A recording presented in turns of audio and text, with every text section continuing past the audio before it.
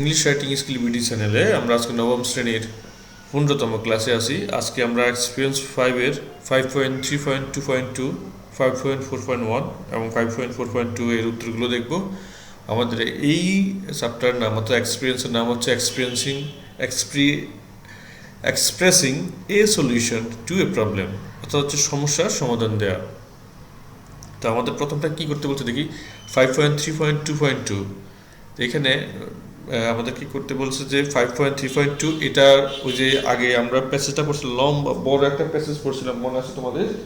সেই প্যাসেজটা আবার পড়তে বলছে। পড়ে তো সেখানে কি করতে বলছে, identify different steps of structure of this problem solving text in pairs and groups. সমস্যা এবং সমাধানমূলক যে রচনাগুলো আছে সেগুলো লিখতে যে স্ট্রাকচারটা আছে সেই স্ট্রাকচার অনুযায়ী আমরা প্যাসেজটা বুঝেছি কিনা সেটা আমাদেরকে এখানে দেখাতে হবে। আচ্ছা, তো এই যে চকটা দেওয়া আছে, চকের মধ্যে তুমি দেখো 3টা কলাম আছে এখানে। প্রথম হচ্ছে প্যারাগ্রাফ অফ দ্য টেক্সট, কোন প্যারাগ্রাফে কি আছে। দ্বিতীয়টা হচ্ছে স্টেপ অফ দ্য স্ট্রাকচারের কী কী স্টেপগুলো আছে, মানে কী কী ধাপগুলো আছে। আর হচ্ছে description of the text in the description of the steps in the text, মানে বিভিন্ন ধাপগুলো কীভাবে বর্ণনা দেওয়া আছে। তো আমরা এখন দেখি। দেখো, প্যারাগ্রাফ 1-এ আছে ইন্ট্রোডাকশন। তো ইন্ট্রোডাকশন তোমার কাছে যদি বইটা থেকে থাকে, অবশ্যই আমি বলবো আজকে ক্লাসটা করার জন্য বই সাথে নিয়ে বসার জন্য, তাহলে তোমার হয়তো এই জিনিসটা বুঝতে সহজ হবে। তোমাদের বইয়ের যে 69 বা 70, একদম 70 নং পেজ থেকে শুরু হয়েছে সেটা দেখো। প্রথমে ইন্ট্রোডাকশনের মধ্যে কী কী আছে। Paraphrase the problem, the challenges of conversation confidence.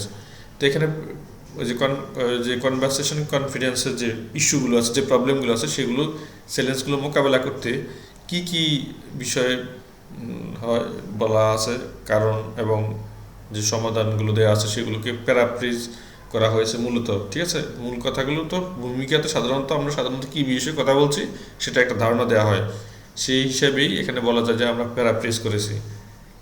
তারপর আসো বি নম্বরে, convince the reader to care about the problem saying that। তারপরে এখানে এই ইন্ট্রোডাকশনের মধ্যে আরেকটা কনভিন্স করা হচ্ছে পাঠকদেরকে প্রবলেম সলিউশন টেক্সট সম্পর্কে কী বলে। This problem can be solved easily by following some steps.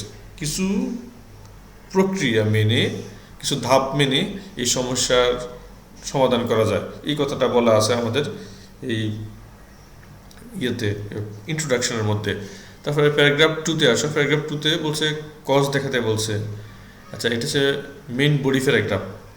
Main body প্যারাগ্রাফে এখানে আমাদেরকে যদি এখানে বলছে প্যারাগ্রাফ 2-তে যেত, তোমার দেখো প্যারাগ্রাফ 2টা তোমার সামনে আশা করি বইটা আছে। দেখো, many individuals struggle with various barrier, এই যে প্যারাটা আছে এখানে আসো। এই প্যারার মধ্যে কি বলেছে দেখো, 2টা কারণ, the causes described in this paragraph.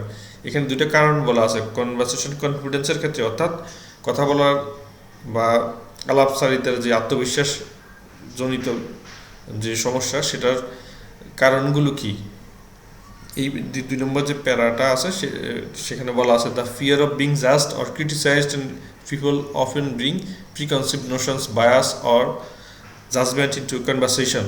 এই 2টা কথা বলা আছে। দেখো, তোমার সেকেন্ড যে প্যারাগ্রাফটা আছে সেখানে বলছে মানুষ কেন কথা বলতে পারে না, মানুষ এই যে কনভারসেশন কনফিডেন্সের সমস্যাটা কোথায়। এখানে সমস্যাটা হচ্ছে এই যে সব মনে হচ্ছে যে আমি যদি বলে ফেলি তাহলে মানুষ আমার সম্পর্কে কি খারাপ ধারণা করবে, আমার সমালোচনা করবে পেছনে। তারপরে এটা একটা বিষয়। আরেকটা বিষয় হচ্ছে কি, people often bring preconceived notion, bias and judgment into conversation. তারপরে নিজের যে প্রিকনসিভড নোশন থাকে, নিজের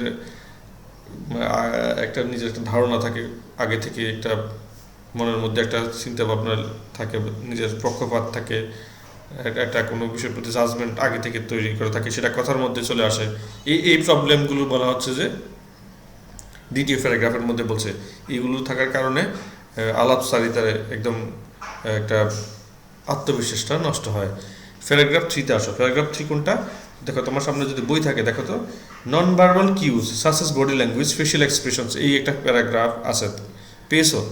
দেখো, একদম প্রথম লাইনটা হচ্ছে এটা, মানে 3rd প্যারাগ্রাফের প্রথম লাইন এটা। তো এই প্যারাগ্রাফে আমাদেরকে আরও একটা কারণ বা দুইটা কারণ, আমরা একাধিক কারণ বের করতে বলেছে, আমরা বের করি।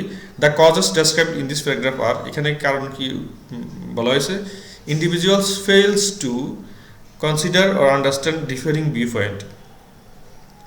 তারপর হচ্ছে এখানে এই অংশটাকে যদি আমরা আগে বুঝি, দেখো বলছে যে এখানে যে মানুষ কথা বলছেন, যে ভদ্রলোক বা যে স্টুডেন্টটা কথা বলছে, সে fail to consider or understand differing view point. অনেক সময় যে একজন মানুষ কি কথা বলছে, আমি তার কথার উত্তরে আরেকটা কথা কি বলবো, সেই কথাটা আমি খুঁজে পাচ্ছি না।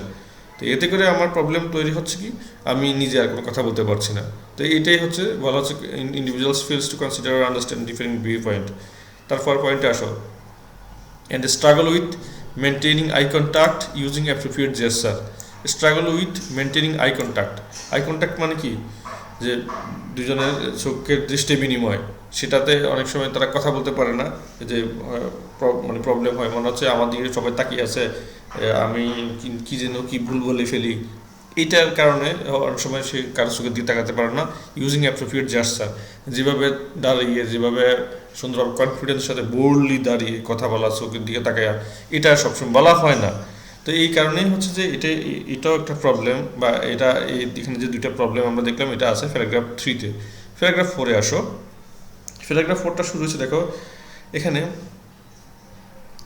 Limited vocabulary hinders new language learners from expressing themselves effectively. এটা আছে মানে 4 প্যারাগ্রাফে। তো এখানে থেকে আমাদের কারণ বের করতে বলছে আবার, the causes described in this paragraph are limited vocabulary, struggle with grammar rules and pronunciation difficulties.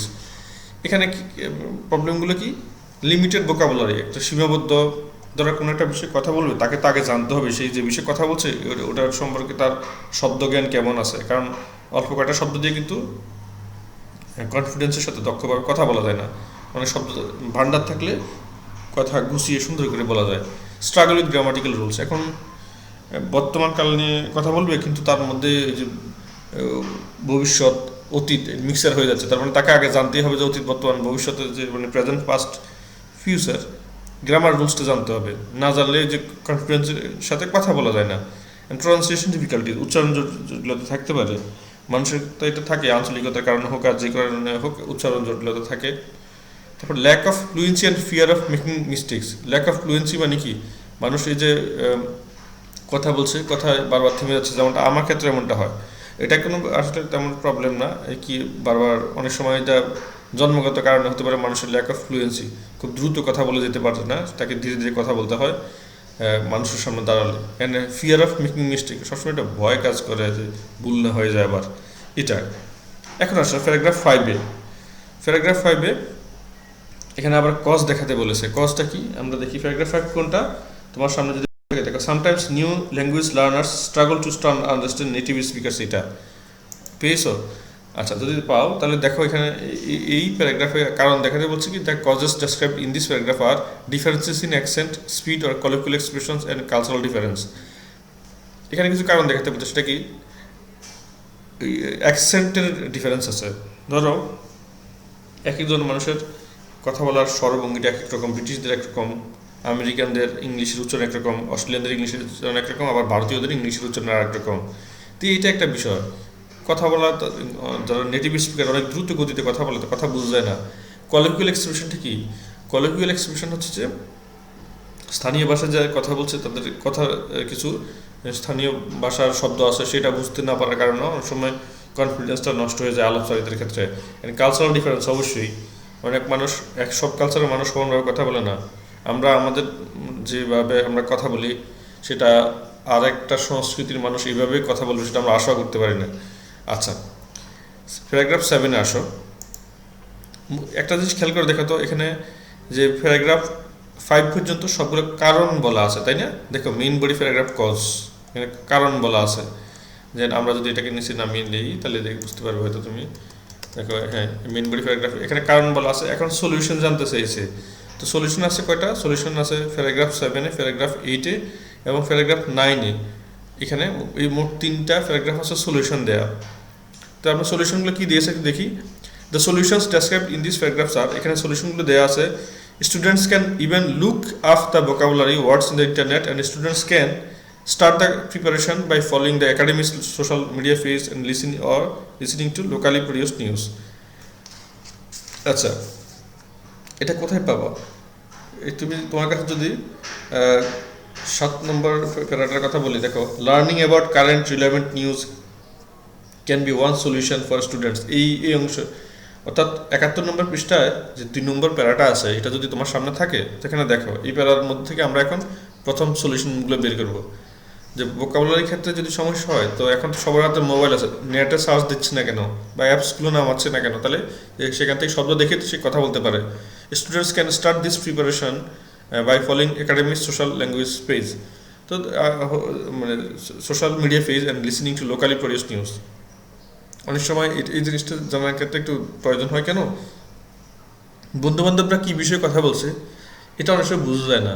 দেখা গেছে আমি অন্য কোনোটা নিয়ে ভাবছি, আমার বন্ধুবান্ধবরা কথা বলছে অন্য কোনো একটা বিষয় নিয়ে, তো এতে করে হয় কি যে আমি যে কথা বলবো আমি বুঝতেই পারছি না কেন কথা বলছে। তাহলে আমাকে সবসময় আপডেট থাকতে হবে কীভাবে, যে প্রতিষ্ঠানে আমি পড়াশোনা করি সেই প্রতিষ্ঠান সম্পর্কে যদি কোনো খোঁজখবর থাকে বা নোটিশ বোর্ড থাকে সেটা, অর্থাৎ নোটিশ বোর্ড না থাকলে এখন তো মানুষের virtual notice board, online notice board থাকে, দেখা গেছে সেটা হোক, সেটা হোয়াটসঅ্যাপে মেসেজ গ্রুপ হোক, ভাইবারে হোক, আর যেখানে মানে গ্রুপ থাকুক অথবা ফেসবুক গ্রুপ থাকুক, সেই গ্রুপের মাধ্যমে লেটেস্ট কথাগুলো জানা দরকার। জানলে কেবলমাত্র আমিও 2-4টা মতামত দিয়ে এখানে আমার অংশগ্রহণ করতে পারি। প্যারাগ্রাফ নাম্বার 8-এ আসো। প্যারাগ্রাফ নাম্বার 8-এ বলা আছে রোল প্লেয়িং। দেখো 72 নম্বর পৃষ্ঠায় role playing activities provide safe and structured environment, এই অংশটুকু। তো আমরা দেখি যে এখানে solution described in this paragraph, এখানে সলিউশনটা কী কী দিয়েছে? Role playing activities provide safe and structured environment for English language learner and listening comprehension. আচ্ছা, এখানে খেয়াল করো তো, রোল প্লেয়িং মানে কি? ধরো ডায়ালগ প্র্যাকটিস করবে, একজন হচ্ছে রিক্সা ড্রাইভার, আরেকজন হচ্ছে প্যাসেঞ্জার। তো তারা প্যাসেঞ্জার কি কি কথা বলবে সেটা আগে থেকে ভেবে রাখবে, আর রিক্সা ড্রাইভার কি কি উত্তর দিবে সেটা ভেবে রাখবে। তারপর এভাবে যে দুইটা ভূমিকা অভিনয় করবে, প্রয়োজনে তারা আগে কথাগুলো লিখে রাখবে, তারপরে সেই ডায়ালগ এক্সচেঞ্জ করে এভাবে তারা শিখতে পারে। তাতে হবে কি, বিভিন্ন পরিস্থিতিতে বিভিন্ন ভোকাবুলারি, বিভিন্ন কথা, বিভিন্ন এক্সপ্রেশনে কীভাবে বলা যায় সেটা জানতে পারবে।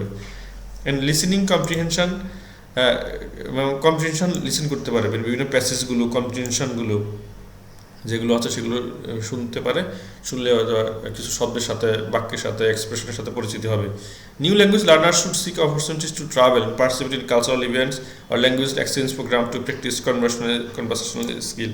এটা সবসময় সম্ভব হয় না, তারপরে হচ্ছে যে যদি কখনো সম্ভব হয়, যদি ইংলিশ স্পিকিং কান্ট্রিতে গেলে এত ইংরেজরা কীভাবে বলে সেটা জানা যাবে। আসলে এখন তো এটা সহজ হয়ে গেছে, আমরা মুভি দেখতে পারি, ইংলিশ অনেক টিভি চ্যানেল আছে, ইংলিশ অনেক যে হাতের মোবাইল, ইউটিউবে ঢুকে দেখা যায় যে কোন দেশের মানুষ। প্রত্যেকটা দেশের সংবাদপত্র না পড়তে পারি, অন্তত টিভি তো খবরটা দেখতে পারি, কারণ হচ্ছে সবগুলো চ্যানেলই এখন ইউটিউবে পাওয়া যায়।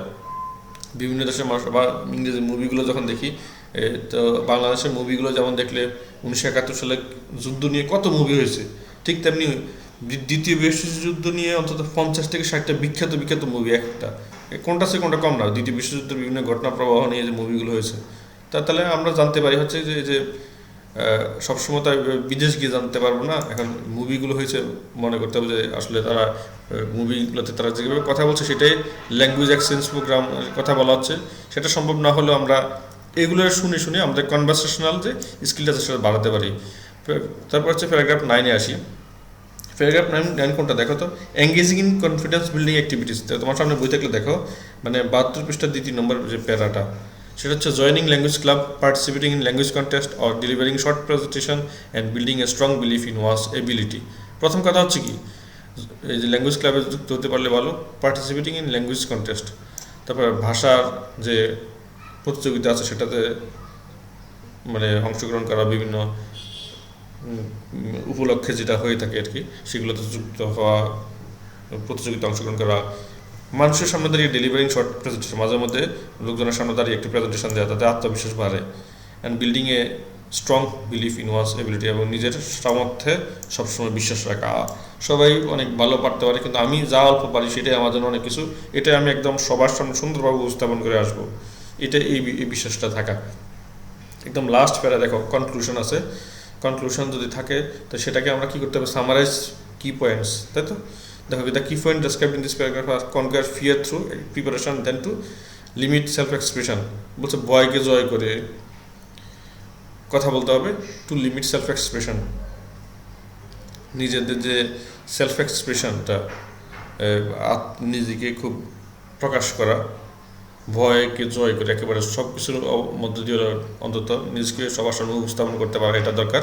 Education students can work together to foster a conducive environment for building a conversation confidence.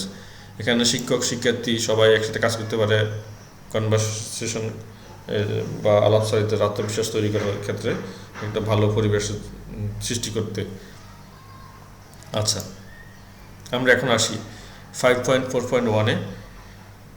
এখানে কোশ্চেনটা কি করতে বলছে দেখো তো, read the given parts of problem solution essay and write the blank parts of essay. এখানে দেখো কিছু কিছু অংশ তোমার সামনে যদি বইটা থেকে থাকে, দেখো কিছু কিছু অংশ দেওয়া আছে, দিয়ে এরকম একটা লম্বা দাগ দেওয়া আছে, বলছে এখানে তোমাকে লিখতে।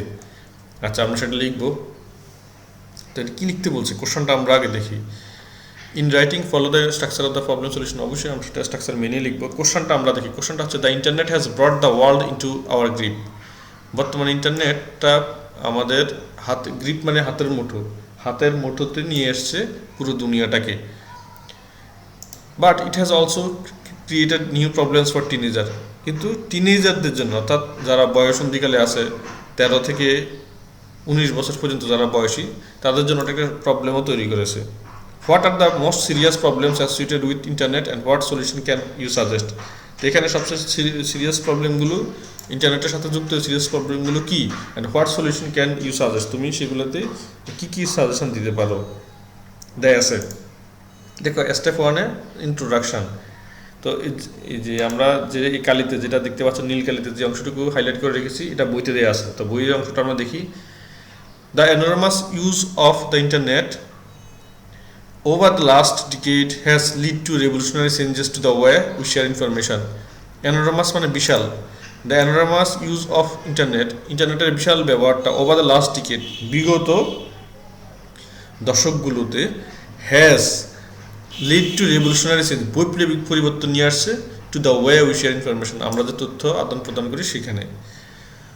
Though the internet contributes a lot, যদিও এই ইন্টারনেটটা অনেক কন্ট্রিবিউট করছে, কোথায় কন্ট্রিবিউট করছে, টু বিং কানেক্টেড, মানে মানুষের সাথে যুক্ত হতে, ইট হ্যাজ অলসো ক্রিয়েটেড প্রবলেমস, এটি সমস্যা তৈরি করেছে, স্পেশালি বিশেষ করে ফর দ্য টিনেজার্স, এই যে টিনেজারদের জন্য, that did not exist before, যেটা আগে কখনোই ছিল না, যে সমস্যাগুলো আগে কখনোই ছিল না।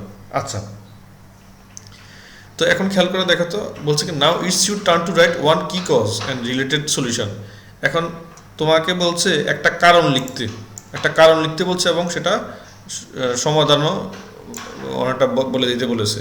তো আমাদেরকে এখন একটা সমস্যার কথা লিখতে হবে, যেটা that did not exist before, এই যে অংশটুকু, লাস্ট অংশটুকু থেকে আমরা ক্লু নিচ্ছি, আগে কখনোই ছিল না।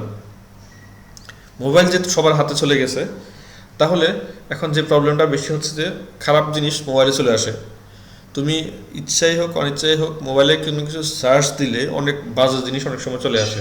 তো এইটি কথাটা আমরা বলতে চাই যে এটা টিনেজারদের বেশি প্রবলেম। এটা সাম্প্রতিক সময়ে একটা গবেষণায় আমি দেখলাম পত্রিকায়, যে অনেক সময় খুব বাবা মাও অনেক বিব্রতকর অবস্থায় পড়ে যায় বাচ্চাদের সাথে কাজ করার সময়। দেখলাম যে খুব বাজে জিনিস ইন্টারনেটে সার্চ দিলে খুব এগুলো চলে আসে।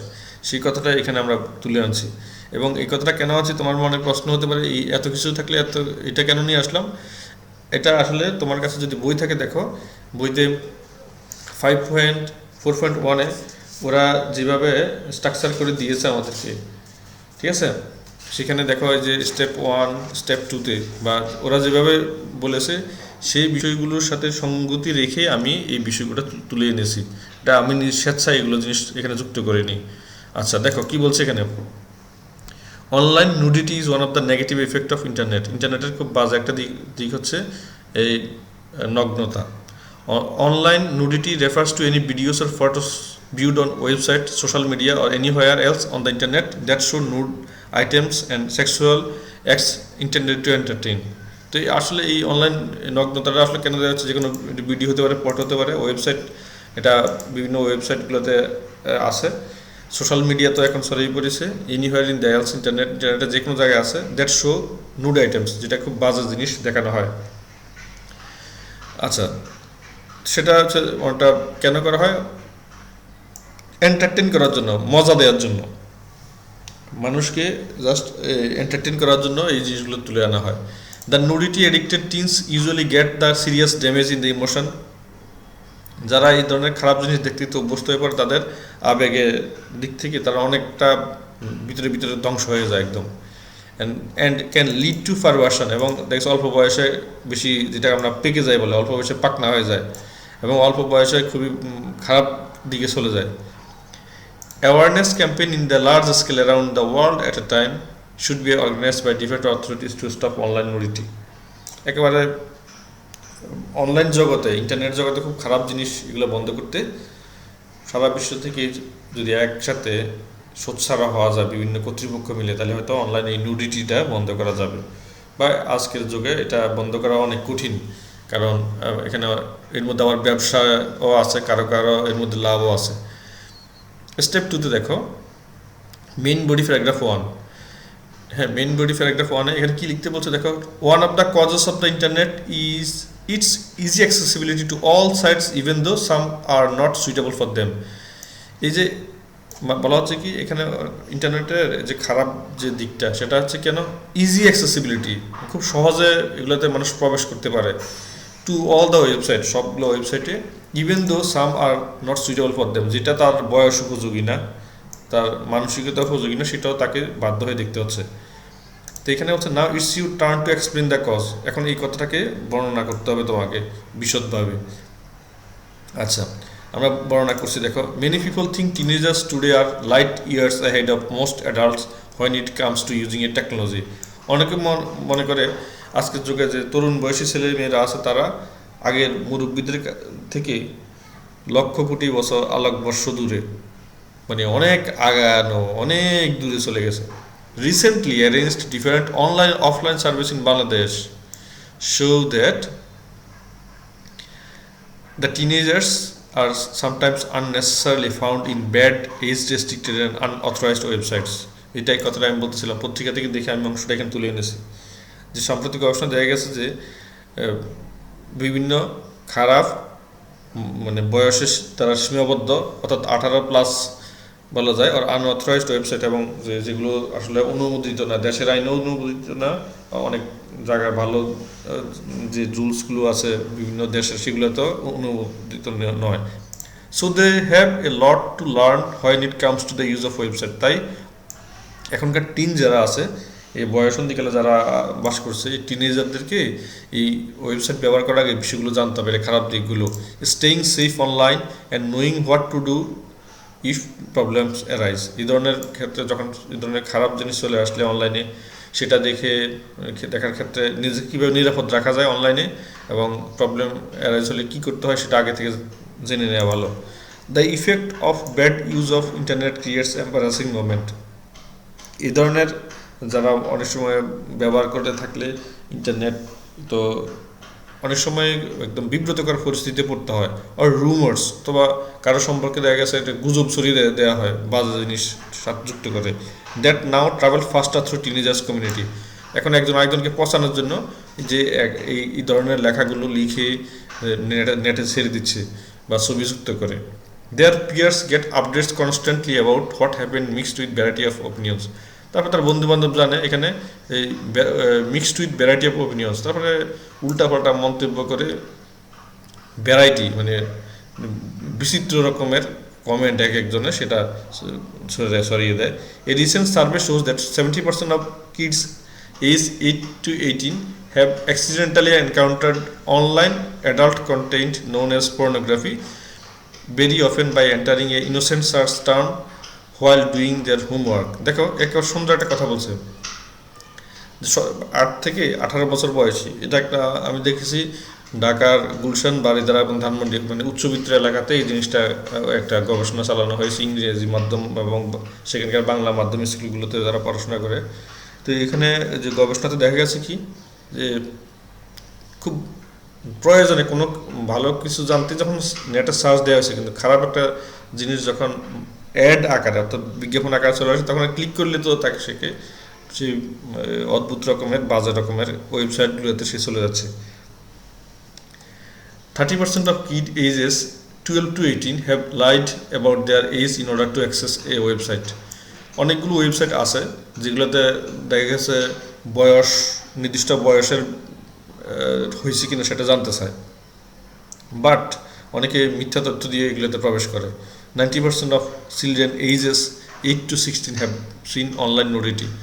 তো দেখা যায় এখন ওই যাদের মধ্যে গবেষণা করা হয়েছে তারা মানে প্রত্যক্ষ অথবা পরোক্ষভাবে বলেছে যে তাদের অনলাইন এই নগ্নতা দেখার একটা মানে সুযোগ হয়েছিল।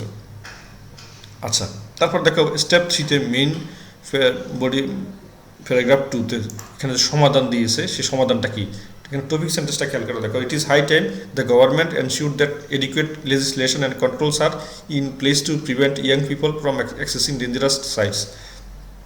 যে এখনই উপযুক্ত সময় সরকারের কিছু আইন প্রণয়ন করা এবং নিয়ন্ত্রণ করা, যেখানে এই ধরনের খারাপ জিনিস, খারাপ ওয়েবসাইট থেকে যেন বেঁচে থাকতে পারে স্টুডেন্টরা, such as requiring more than simply confirming that she is adult to view a site. তারা যে যথেষ্ট প্রাপ্তবয়স্ক নয় এইসব বাজে জিনিস দেখার জন্য, তো সেটা তাদেরও বোঝা দরকার, নিশ্চিত হওয়া দরকার তাদেরও। আচ্ছা, এই কথাটাকে বলছে কি, now it's you turn to experience the solution, এখন এটাকে ব্যাখ্যা করতে হবে। আচ্ছা, government of Bangladesh need to implement the existing law. Firstly, প্রথম যে বাংলাদেশ সরকার একটা আইন আছে এই বিষয়ে আর কি, তোমার পর্নোগ্রাফির আইন নিয়ে, সেটাকে বাস্তবায়ন করতে হবে। The pornography control act of 2012 criminalizes pornography and possession, distribution, production of pornographic material as illegal in Bangladesh আর কি। আচ্ছা দেখো, যে 2012 সালে পর্নোগ্রাফি যে নিয়ন্ত্রণ আইনটা, সেটা পর্নোগ্রাফির কারো কাছে থাকা, সেগুলো বিতরণ করা এবং সেগুলো উৎপাদন করা, যে কোনো সব কিছুই বাংলাদেশে illegal. Maximum punishment for producing pornography is up to 7 years of imprisonment with hard labour with fine আপস টু 2 লাখ বাংলাদেশি টাকা। তো বলা হচ্ছে এই পর্নোগ্রাফিতে যারা আসক্ত হবে 7 বছর একটা শাস্তি হবে তাদের, এবং হার্ড লেবার সশ্রম কারাদণ্ড সহ মানে 2 বছরের 2 লাখ টাকা জরিমানা। Parents need to set boundary for their teenagers boys and girls. এখানে বাবা মায়ের দরকার হচ্ছে টিনেজ বয়সী যারা আছে তাদের জন্য, ছেলে মেয়েদের জন্য নির্দিষ্ট মানে বাউন্ডারি বা নেট ব্যবহারের একটা সীমাবদ্ধ সময়, সীমাবদ্ধ ওয়েবসাইট, সীমাবদ্ধতা রাখার আর কি। Setting boundaries can minimise online addiction. যদি নির্দিষ্ট সময়ে মোবাইল দেওয়া হয় হাতে, নির্দিষ্ট সময় মোবাইল আবার নিয়ে যাওয়া হয়, তাহলে হয়তো মোবাইলের আসক্তিটা কমবে। Teens are less likely to become caught in endless browsing and gaming when they have a scheduled internet disconnect time. যেহেতু বাসায় এখন ওয়াইফাই আছে, নির্দিষ্ট সময়ের জন্য যদি নেট দেওয়া হয় তাদের মোবাইলে, তাহলে হয়তো তারা এই যে এন্ডলেস সীমাহীন ব্রাউজিং করতে পারবে না এবং গেমিং করতে পারবে না, যদি নির্দিষ্ট সময়ে ইন্টারনেটটা ডিসকানেক্ট করে দেওয়া হয়। Seeking professional help if needed means that if a teen's internet addiction is serious or has a big effect on their life, their parents should think about getting help from mental health professionals or addiction specialists. এখানে সাহায্য নেওয়া কাদের, যারা expert আছে। কারো কারো ক্ষেত্রে যদি কারো মনে হয় যে বাচ্চার খুব মাত্রাতিরিক্ত সে ওয়েবসাইট ব্যবহারে বা নেটে বেশি সময় কাটায়, তাহলে প্রয়োজনে অভিজ্ঞ কারো সাহায্য নিয়ে মোটিভেশনের মাধ্যমে এই মানে যারা হেলথ প্রফেশনাল আছে তাদের কাছ থেকে সাহায্য নিয়ে বাচ্চাদেরকে অন্তত এই অতিরিক্ত মোবাইল ব্যবহার থেকে একটু বন্ধ রাখতে পারে। এখানে কি করতে বলছে, ফাইনালি লিখতে বলছে আমাদেরকে কনক্লুশনটা, তাই না, মেইন পয়েন্টটা। তা আমরা লিখি দেখো তো, excessive use of internet is two view adult content can have an impact on a young persons mind. এই মানে অ্যাডাল্ট কন্টেন্টের যে ইয়েগুলো আছে, ওয়েবসাইটগুলো আছে, সেগুলো দেখলে কী হয়, মানুষের ক্ষেত্রে মানে তরুণ মনে অনেকটা খারাপ জিনিস তৈরি হয়, মানসিকভাবে তাকে অনেক বাজে জিনিসের মুখোমুখি হতে অভিজ্ঞতা। It can lead to issues and disorders such as low self esteem, bad sleeping habit and suicidal thoughts. গবেষণা দেখা গেছে যারা এসব দেখে তাদের দেখে আত্মবিশ্বাস কমে যায়, তারপরে ঘুমের সমস্যা হয় এবং অনেকের আত্মহত্যা করার একদম প্রবণতা তৈরি হয়। খারাপ জিনিস দেখতে দেখতে মাথা নষ্ট হয়ে যায় একদম। Parents, teachers and local authorities need to talk A lot with teens. বাবা মা, শিক্ষক এবং স্থানীয় অথরিটি যারা আছে তারা এই ধরনের মানে টিনদের সাথে অনেক বেশি কথা বলা, তো টিনেজারদের সাথে কথা বলা দরকার। What we need is understanding, awareness and conversation on this issue. এই বিষয়ে কথা বলা, তারপরে হচ্ছে বোঝাপড়া, সচেতনতা করা, এটা খুবই দরকার। Parents need two directly or indirectly talk to children about adult content and it's potential effects on them. বাবা মার উচিত হচ্ছে এই ধরনের অ্যাডাল্ট কন্টেন্ট নিয়ে মানে বাচ্চাদের সাথে যেভাবে ডাইরেক্টলি হোক ইনডাইরেক্টলি হোক তাদেরকে বোঝাতে হবে যে বাবা সব সময় সব কিছু দেখা যায় না, এবং বয়স আছে, নৈতিকতা নষ্ট, চেহারা নষ্ট, স্বাস্থ্য নষ্ট, সবই খারাপ। মানুষ অযথা এইগুলো দেখে বাজে রকমের একটা বদভ্যাস তৈরি হয়, ঘুম নষ্ট করা নিষেধ। We also need to discuss the do's and don'ts, talk about realistic and respectful ways to avoid issues and exposure to bad content. Also এখানে মানে এই ধরনের ওয়েবসাইট ব্যবহার করার ক্ষেত্রে ডুস এবং ডোন্টস যেগুলো আছে, করণীয় এবং করণীয় নয়, কী করবে না, কী করবে না, কী করবে আর কী করবে না, সেটা জানার বিষয় আছে। সেটা একদম বাস্তবসম্মতভাবে এবং সম্মানিত মানে ওয়েতে এই বিষয়গুলো হ্যান্ডেল করতে হবে। আচ্ছা, বলছে আবার কি বলছে, এটা ক্লাসে শেয়ার করতে বলছে, তাই না? এই যে আমরা পুরোটা একসাথে তুলে দিলাম, তুমি এখান থেকে দেখে দেখে খাতায় তুলে ক্লাসে প্রেজেন্ট করতে পারো। ওকে, আচ্ছা 5.4.2 আসছি আমরা এবার। এখানে কি বলছে দেখো, now you are equipped with the technique to solve a problem in a better way or to write a problem solving essay following the 4 step structure. এখানে কি করতে বলছে আমি তোমাকে সংক্ষেপে যদি বলে যাই, এখানে now solve one of the problems you are facing in your school, that is to improve your school's recycling system by writing a problem solving essay and present it to concern authority.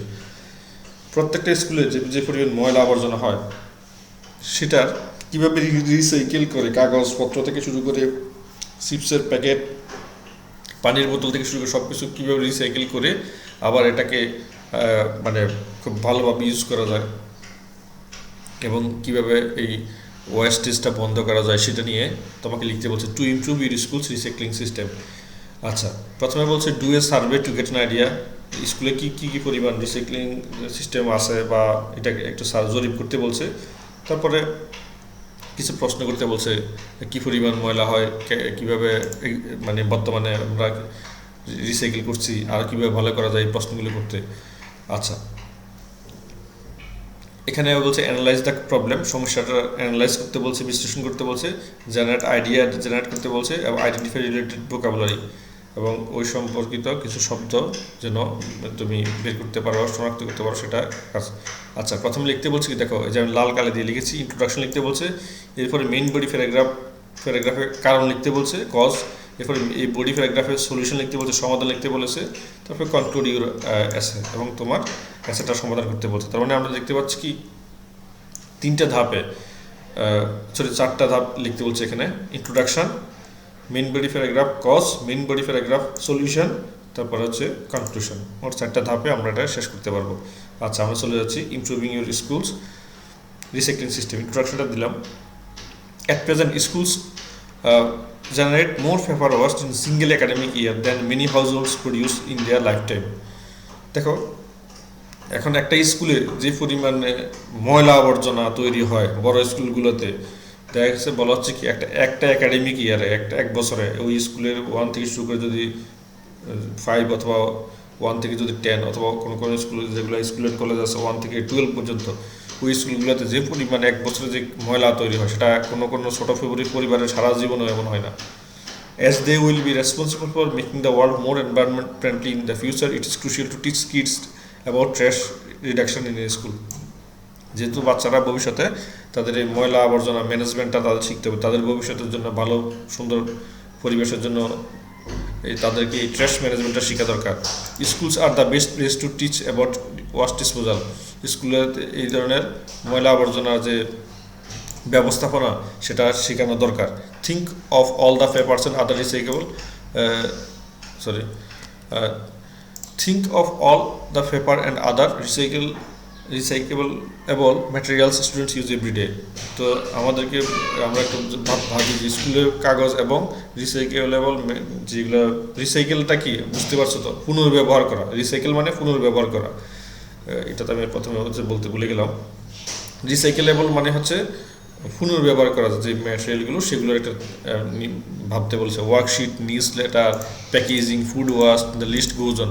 কত কিছু আছে দেখো, খাতা আছে, পত্রিকা আছে, তারপরে খাবারের প্যাকেটগুলো আছে, খাবারের ময়লা আছে, সেগুলোকে কীভাবে ডিসপোজাল করা যায় এবং এটাকে কীভাবে পুনর্ব্যবহার করা যায় অনেকগুলো জিনিসকে, সেটা নিয়ে ভাবতে বলা হয়েছে। It's important to be mindful about how we use this materials and recycle them wherever possible. সে খুব যত্ন নেওয়া দরকার যে কীভাবে এগুলো ম্যাটেরিয়ালগুলো আমরা ব্যবহার করতে পারি এবং রিসাইকেল করতে পারি যখন সম্ভব হয়। মেইন বডি প্যারাগ্রাফ কজে আসি আমরা, কী কারণে এটা হচ্ছে দেখি তো আমরা। For the education sector, paper is the main type of waste, typically compromising at least a quarter of school waste. দেখো, এডুকেশন সেক্টরে সবচেয়ে বেশিরভাগ পরিমাণে যে ময়লাটা হয় সেটা হচ্ছে কাগজ। ছোটো বাচ্চারা কাগজ ছিঁড়ে দেখা গেছে নৌকা বানাচ্ছে, অথবা কে বিমান বানাচ্ছে, অথবা গোল করে একজনকে ছুঁড়ে মারছে, অথবা কাগজ ছিঁড়ে ফেলে যাচ্ছে।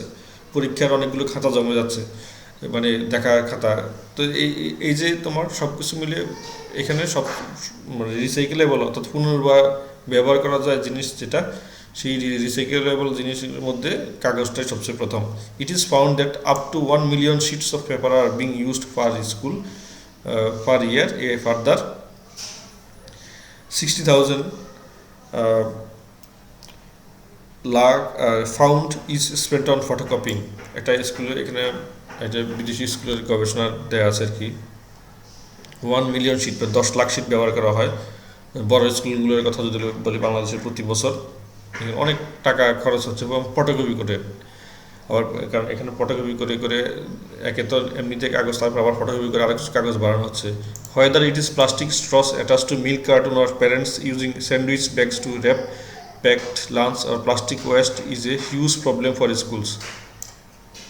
এখন দেখা গেছে যে পানি খাবে অথবা বাচ্চারা যে এই বিভিন্ন কিছু জুসের প্যাকেটে স্ট্র আছে, সেখান থেকে শুরু করে স্যান্ডউইচ র্যাপ করার যে কাগজ, সেটা প্লাস্টিক ওয়েস্ট যেটা আছে, পানির বোতল, এগুলো সব কিছু মিলিয়ে স্কুলের জন্য বিশাল সমস্যা।